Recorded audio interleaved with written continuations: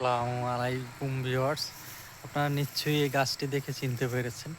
তা গ্রাম বাংলায় অনেকেই দেখা যায়। এই যে দেখেন, এপাশে একটা জমি, এপাশে একটা জমি, এমনভাবে এই গাছটা রোপণ করা হয়েছে। এটি অবশ্যই সৌন্দর্য বর্ধক একটি ফুল গাছ। এই ফুল গাছের নাম হয়েছে, আমার আঞ্চলিক ভাষায় বলা হয় এটিকে পাতাবাহার গাছ, পাতাবাহার ফুল গাছ।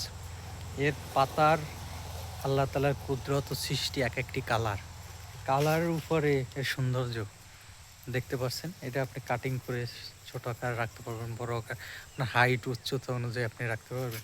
কারণ এটা একটি প্রাকৃতিকভাবে ব্রা, মানে পশু পাখি যাতে না ঢুকতে পারে তার একটা ব্রা, মানে আটকানোর একটা ইয়া করা হয়েছে। প্লাস বাড়ির একটা মেইন দরজা, সৌন্দর্যের জন্য অনেক সুন্দর হয়েছে। এই একের ভিতরে তিনটা গাছ। এক হচ্ছে গবাদি পশুর হাত থেকে ফসল রক্ষা করার জন্য বেড়ার কাজ হয়েছে, হচ্ছে বাড়ির সৌন্দর্য বৃদ্ধি করার জন্য ফুলের গাছের কাজ হয়েছে, আর দ্বিতীয় হয়েছে এটিকে এমনভাবে ইয়া করেছে যেরকম চায়ের মতো কাটিং করা হয়েছে, যার কারণে সৌন্দর্য আরও বৃদ্ধি পাইছে। এই পাতাবাহারে সচরাচর 4-5টি ধরন হয়ে থাকে।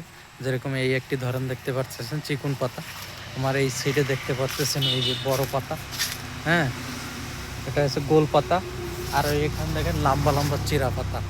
সচরাচর এখন এই ধরনের পাতাবাহার বা ফুল গাছ দেখা যায় না, তো গ্রাম বাংলা চোখে পড়লো তাই এগুলা আগেকে বাড়ির সীমানা প্রাচীর বা বাড়ির দরজায় এরকম ব্যবহার করা যেত। এইটি দেখেন, এটি এক ধরনের পাতাবাহার চিকন পাতা। এটি হচ্ছে চ্যাপটা গোল আম পাতার মতো, জাম পাতার মতো, আর ওটি হচ্ছে লম্বা চেরা চেরা চিকন পাতা। তো এই আপনার এই ফুল গাছটির আপনার আঞ্চলিক ভাষায় কী বলে সেটা নিশ্চয়ই জানাবেন। আর দেখেন, এই ফুল গাছ রোপণে আপনার কোনো সার কীটনাশক ওষুধের ব্যবহার করা লাগে না।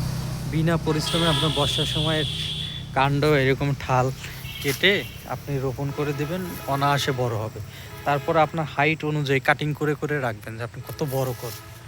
বিনা খরচে বিনা পরিশ্রমে আপনার এই রকমের সৌন্দর্য বৃদ্ধির জন্য আপনারা চাইলে এই ধরনের ফুল গাছ রোপণ করতে পারেন।